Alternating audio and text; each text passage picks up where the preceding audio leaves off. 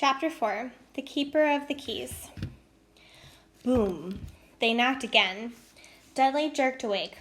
"Where's the cannon?" he said stupidly.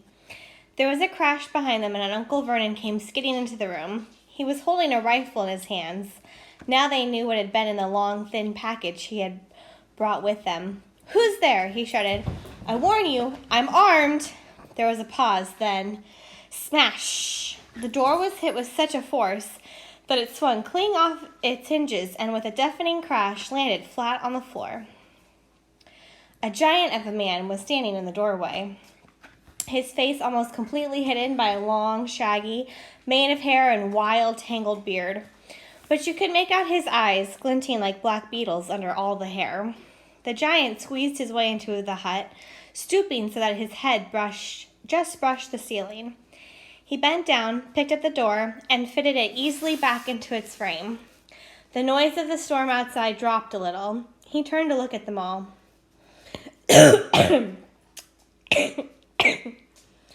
"Couldn't make us a cup of tea, could you? It's not been an easy journey." He strode over to the sofa where Dudley sat frozen with fear. "Budge up, you great lump," said the stranger.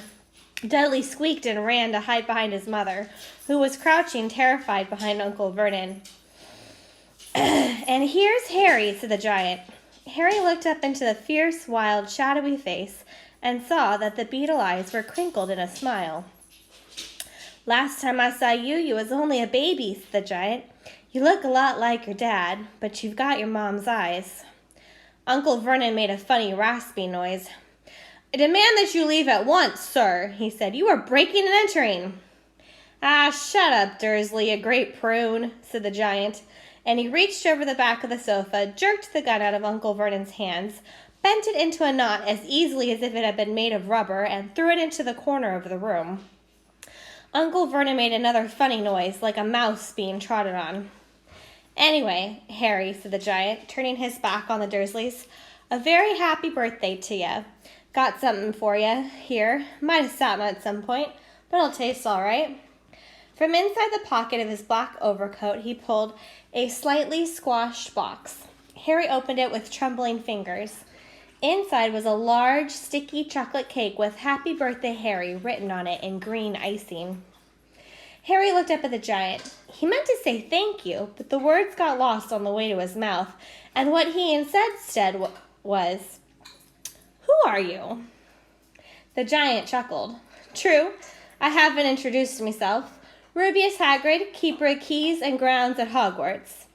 He held out an enormous hand to Harry and shook Harry's whole arm. "What about the tea, then, eh?" he said, rubbing his hands together. "I'd not say no to something stronger if you've got it, mind."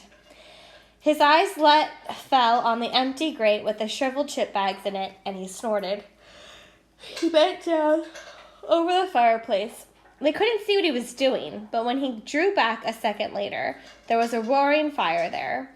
It filled the whole damp hut with flickering light, and Harry felt the warmth wash over him as though he'd sunk into a hot bath. The giant sat back down on the sofa, which sagged under his weight, and began taking all sorts of things out of the pockets of his coat. A copper kettle, a squashy package of sausages, a poker, a teapot, several chipped mugs, and a bottle of some amber liquid that he took a swig from before starting to make tea. Soon the hut was full of the sound and smell of sizzling sausage. Nobody said a thing while the giant was working, but as he slid the first 6 fat, juicy, slightly burnt sausages from the poker, Dudley fidgeted a little. Uncle Vernon said sharply, "Don't touch anything he gives you, Dudley." The giant chuckled darkly. "You great puddin' of a son don't need fattin' any more, Dursley, don't worry." He passed the sausages to Harry, who was so hungry he had never tasted anything so wonderful, but he still couldn't take his eyes off the giant. Finally, as nobody seemed about to explain anything, he said, "I'm sorry, but I still don't know who you are." The giant took a gulp of tea and wiped his mouth with the back of his hand. "Call me Hagrid," he said. "Everyone does. And, like I told you, I'm keeper of keys and grounds at Hogwarts.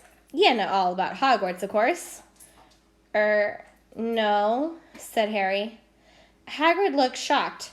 Sorry, said Harry quickly. Sorry, barked Hagrid, turning to stare at the Dursleys, who shrank back into the shadows.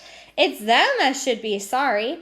I knew you weren't getting your letters, but I never thought you wouldn't even know about Hogwarts, for crying out loud. Did you never wonder where your parents learned it all? All what? Asked Harry. All what? Hagrid thundered. Now wait just 1 second. He leapt to his feet. In his anger, he seemed to fill the whole hut. The Dursleys were cowering against the wall. Do you mean to tell me, he growled at the Dursleys, that this boy, knows nothing about anything? Harry thought this was going a bit far. He'd been to school after all, and his marks weren't bad. I know some things, he said. I can do, math and stuff. But Hagrid simply waved his hand and said, about our world.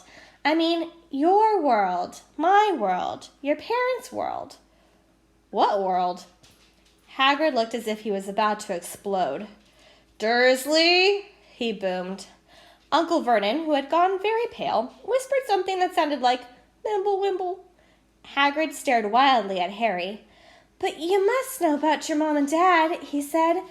I mean, they're famous. You're famous. What? My mom and dad weren't famous, were they? You don't know? You don't know. Hagrid ran his fingers through his hair, fixing Harry with a bewildered stare. You don't know what you are? He said finally.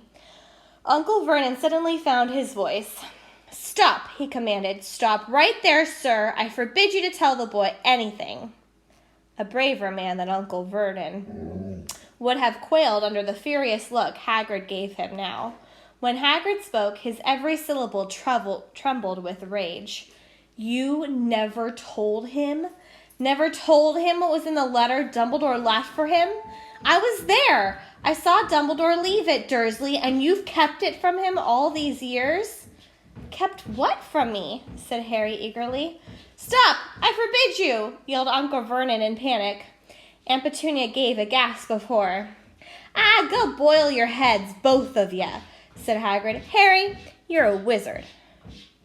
There was silence inside the hut. Only the sea and the whistling wind could be heard. I'm a what? A wizard, of course, gasped Hagrid, sitting back down on the sofa, which groaned and sank even lower. And a thumping good one, I'd say. Once you've been trained up a bit, with a mom and dad like yours, what else would you be? And I reckon it's about time you read your letter. Harry stretched out his hand at last to take the yellowish envelope addressed in emerald green to Mr. H. Potter, the floor, hut on the rock, the sea. He took out the letter and read, Hogwarts School of Witchcraft and Wizardry, Headmaster Albus Dumbledore, Order of Merlin, First Class, Grand Sorcerer, Chief Warlock, Supreme Mugwump, and International Confederation of Wizards. Dear Mr. Potter, we are pleased to inform you that you've been accepted at Hogwarts School of Witchcraft and Wizardry. Please find enclosed a list of all necessary books and equipment. Term begins on September 1st. We await your owl no later than July 31st. Yours sincerely, Minerva McGonagall, Deputy Headmistress. Questions exploded inside Harry's head like fireworks, and he couldn't decide which to ask first. After a few minutes, he stammered, What does it mean they await my owl? Galloping Gargans, that reminds me, said Hagrid, clapping a hand to his forehead with enough force to knock over a cart horse. And from yet another pocket inside his overcoat, he pulled an owl. A real, live, rather ruffled-looking owl. A long quill and a roll of parchment. With his tongue between his teeth, he scribbled a note that Harry could read upside down. Dear Professor Dumbledore, given Harry his letter, taking him to buy his things tomorrow. Weather's horrible. Hope you're well, Hagrid. Hagrid rolled up the note, gave it to the owl, which clamped it in its beak, went to the door, and threw the owl out into the storm. Then he came back and sat down as though this was as normal as talking on the telephone. Harry realized his mouth was open and closed it quickly. Where was I? Said Hagrid, but at that moment Uncle Vernon, still ashen-faced but looking very angry, moved into the firelight. He's not going, he said. Hagrid grunted. I'd like to see a great muggle like you stop him. A what? Said Harry, interested. A muggle, said Hagrid. It's what we call non-magic folk like them, and it's your bad luck you grew up in a family of the biggest muggles I've ever laid eyes on. We swore when we took him in we'd put a stop to that rubbish, said Uncle Vernon. Swore we'd stamp it out of him. Wizard indeed. You knew? Said Harry. You knew I'm a wizard? Knew? Shrieked Aunt Petunia. Suddenly, knew? Of course we knew. How could you not be, my dratted sister being what she was? Oh, she got a letter just like that and disappeared off to that school and came home every vacation with her pockets full of frog spawn, turning teacups into rats. I was the only one who saw her for what she was, a freak. But for my mother and father, oh no, it was Lily this and Lily that. They were proud to have a witch in the family. She stopped to draw a breath and then went ranting on. It seemed to be she had been wanting to say all of this for years. Then she met that Potter at school, and they left and got married and had you. And of course, I knew you'd be just the same, just as strange, just as abnormal. And then, if you please, she went and got herself blown up, and we got landed with you. Harry had gone very white. As soon as he found his voice, he said, Blown up? You told me they died in a car crash. A car crash? Roared Hagrid, jumping up so angrily that the Dursleys scuttled into the corner. How could a car crash kill Lily and James Potter? It's an outrage, a scandal. Harry Potter not knowing his own story when every kid in our world knows his name. But why? What happened? Harry asked urgently. The anger faded from Hagrid's face. He suddenly looked very anxious. I never expected this, he said in a low, worried voice. I had no idea. When Dumbledore told me there might be trouble getting you, how much you didn't know. Harry, I don't know if I'm the right person to tell you, but someone's gotta. You can't go off to Hogwarts not knowing. He threw a dirty look at the Dursleys. Well, it's best you know as much as I can tell you. Mind, I can't tell you everything. It's a great mystery, parts of it. He sat down, stared into the fire for a few seconds, and then said, It begins, I suppose, with a person called... But it's incredible you don't know. Everyone in our world knows. Who? Well, I don't like saying the name if I can help it. No one does. Why not?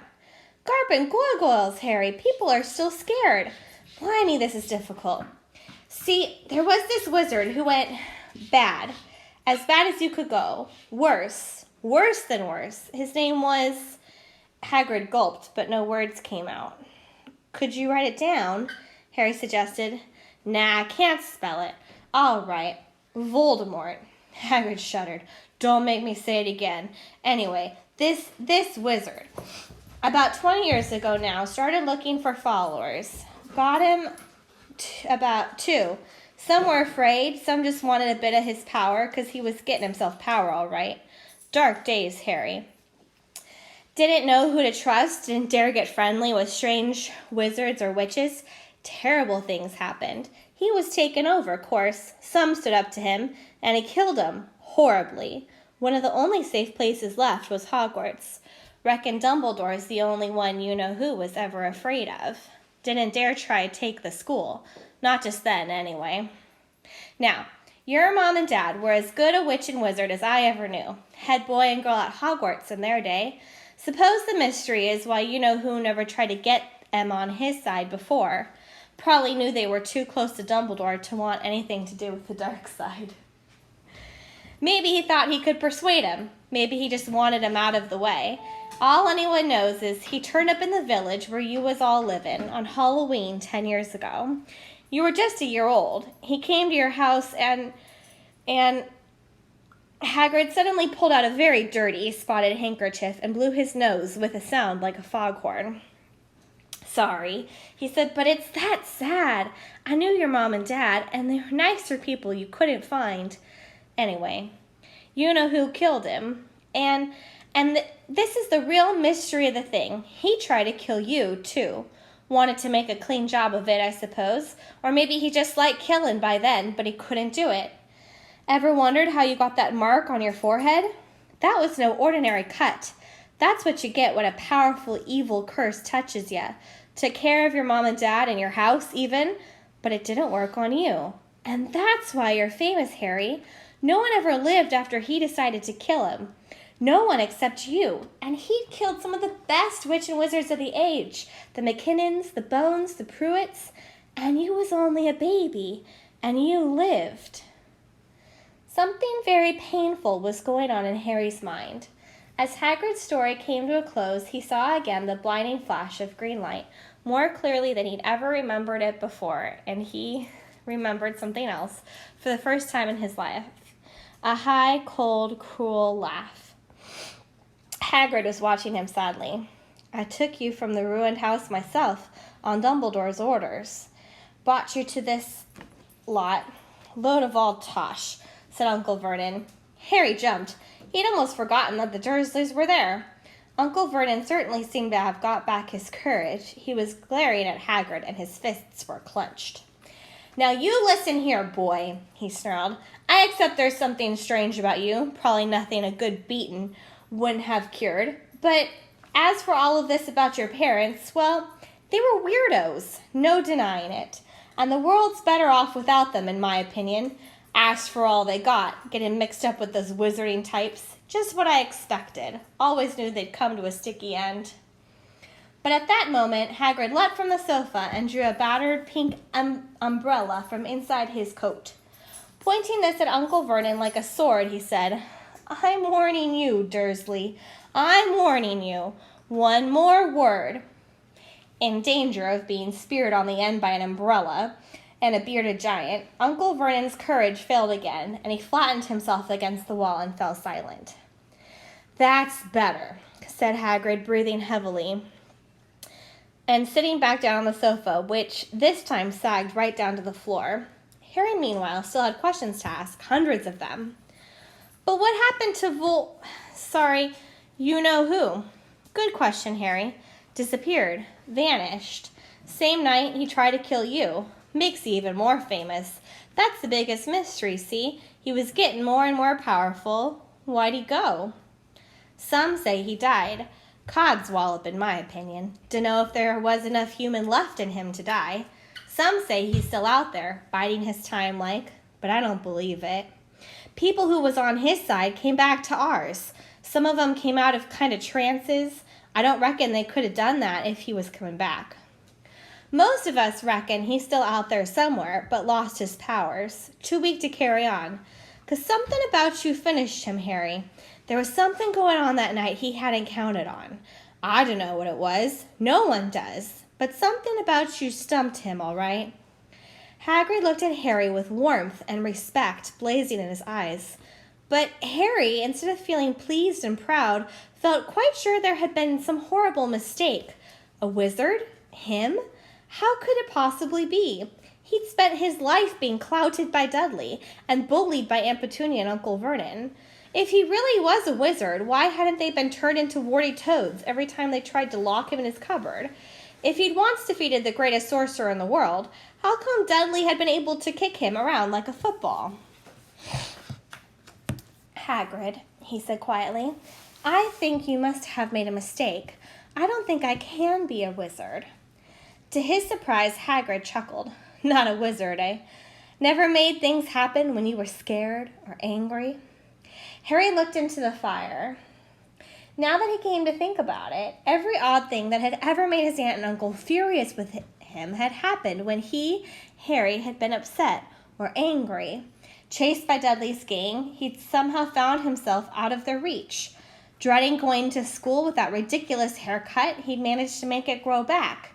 And the very last time Dudley had hit him, hadn't he gotten his revenge without even realizing he was doing it? Hadn't he set a boa constrictor on him? Harry looked back at Hagrid smiling and saw that Hagrid was positively beaming at him. See, said Hagrid, Harry Potter not a wizard. You wait, you'll be right famous at Hogwarts. But Uncle Vernon wasn't going to give in without a fight. Haven't I told you he's not going? He hissed. He's going to Stonewall High, and he'll be grateful for it. I've read those letters, and he needs all sorts of rubbish. Spell books and wands, and if he wants to go, a great muggle like you won't stop him, growled Hagrid. Stop Lily and James Potter's son going to Hogwarts. You're mad. His name's been down ever since he was born. He's off to the finest school of witchcraft and wizardry in the world. 7 years there, and he won't know himself. He'll be with youngsters of his own sort for a change, and he'll be under the greatest headmaster Hogwarts has ever had, Albus Dumbledore. I'm not paying for some crackpot old fool to teach him magic tricks, yelled Uncle Vernon. But he'd finally gone too far. Hagrid seized his umbrella and whirled it over his head. Never, he thundered, insult Albus Dumbledore in front of me. He brought the umbrella swishing down through the air to point at Dudley. There was a flash of violet light, a sound like a firecracker, a sharp squeal, and the next second Dudley was dancing on the spot with his hands clasped over his fat bottom, howling in pain. When he turned his back on them, Harry saw a curly pig's tail poking through a hole in his trousers. Uncle Vernon roared. Pulling Aunt Petunia and Dudley into the other room, he cast one last terrified look at Hagrid and slammed the door behind them. Hagrid looked down at his umbrella and stroked his beard. Shouldn't have lost my temper, he said ruefully, but it didn't work anyway. I meant to turn him into a pig, but I suppose he was so much like a pig anyway, there wasn't much left to do. He cast a sideways look at Harry under his bushy eyebrows. Be grateful if you didn't mention that to anyone at Hogwarts, he said. I'm, not supposed to do magic, strictly speaking.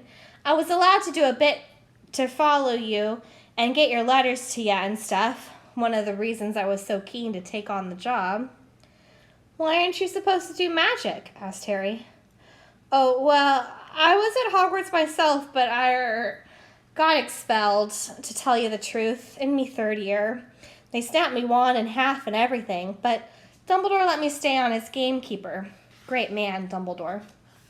Why were you expelled? It's getting late, and we've got lots to do tomorrow, said Hagrid loudly. Gotta get up to town, get all your books and that. He took off his thick black coat and threw it to Harry. You can keep under that, he said.